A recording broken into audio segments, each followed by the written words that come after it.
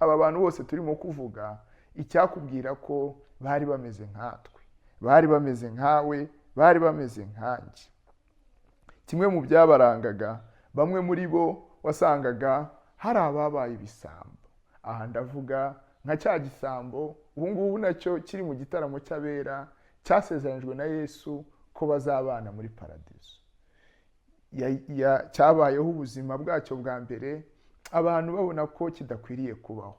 Kiriba, kitwara ibintu by'abantu, kirarwana, ariko haragera ku munsi wacyo wa nyuma w'urupfu kizirikana ko uwo bari kumwe ashobora kucyeza. Kiratakamba, kiravuga kiti nugera aho ujya, nugera muri iyo si y'abera, nanjye nuko uzambonereye icyumba.